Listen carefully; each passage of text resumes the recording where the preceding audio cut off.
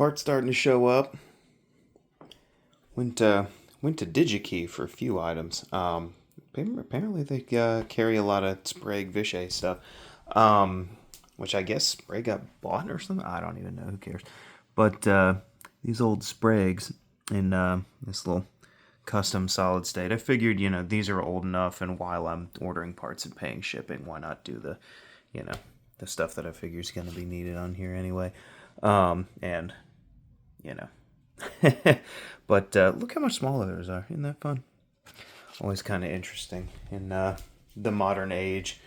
But yeah, between the good prices at DigiKey, great shipping, they're fast. They're really, for just components and stuff, are a great choice. A lot of the specialty stuff. This is from Tubes and More, antique electronics supply, if you will, and they're great. I like their resistors, so I use those a lot. And then I got some of these little guys, the 5100s. But they also have right now a pretty darn good price on the short bottle TAD 6L6GCs. The Plushes and Earths both don't do so well with tall tubes. So my white Earth, I have JJs in, which are excellent tubes, don't get me wrong. They're just a little tall. And so I got some heat insulation so I wouldn't be burning and crisping and shrinking the Naga hide on the inside of the cabinet there. But I think Antique Electronics Supply has them, the Mallory can caps.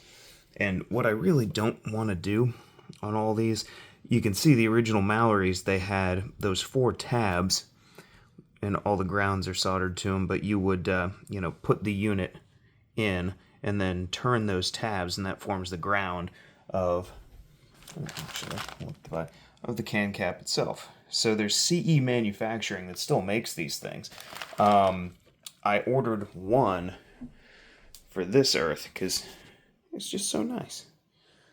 So this is going to be one that I try to keep as original as I could possibly get away with. So I'm going to have a can cap here. I've never understood why they always do the 3-section and then the 1. So I got a 4-section. Just make it a little tidier in here. So shame on me. I guess I'm not keeping it completely original layout.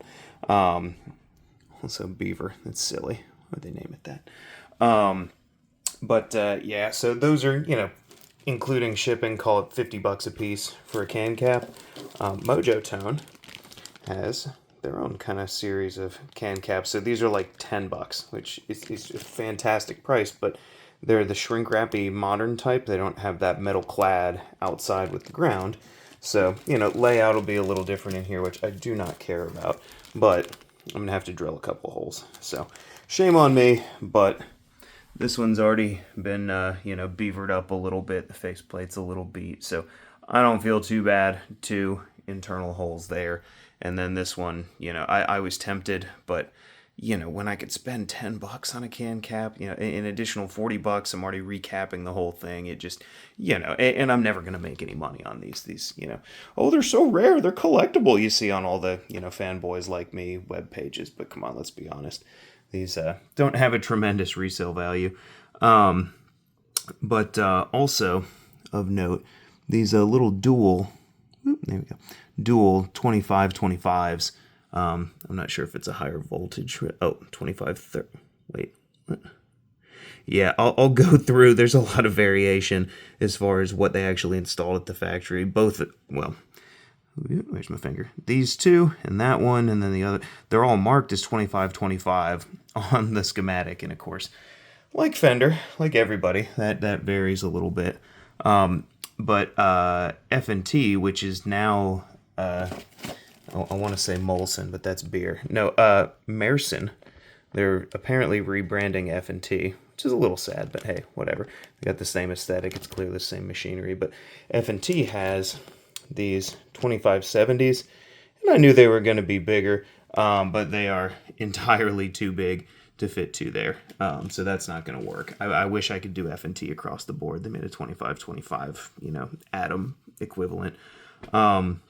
So those aren't going to work, at least for here. I'll use them somewhere. But F&T, I believe it's still F&T branded, also makes a little dual unit like these, that's an actual either 2525 or 2550. That sucker is friggin' huge. It's like a C battery. So, well, I'm sure I could get away with those in here too. I'm not gonna bother. People have talked about, and honestly, I don't know if it's legitimate or not. People have complained a little bit lately about Sprague quality, but this sucker, it's the right form factor. Nice little baby size 2525. They fit in here, no problem at all. These compared to these big guys, it just makes sense. So gonna go with those, but still gotta get my last few resistors and things. Like I said, I think I said previously, this one is starting to get a little bit of that capacitor motor boating. So this one is gonna be the first. Go ahead and get her updated, and then I want to do the burnt resistors and a few of the other things.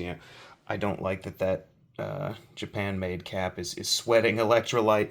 So I'll probably do the can capacitors and the incoming filter on both of these here. Oh, computer calling me. But yeah, I probably won't go whole hog and do the cathode bypass caps and everything short term. They're working, and I do love soldering, but I'm not made of spare time. So and then I keep laughing about the sizing on these things. These old ones and these little baby things are what are going to replace them, and they've actually gotten even smaller. So obviously, well, these are in the foreground, so they look bigger, but they're much smaller than those.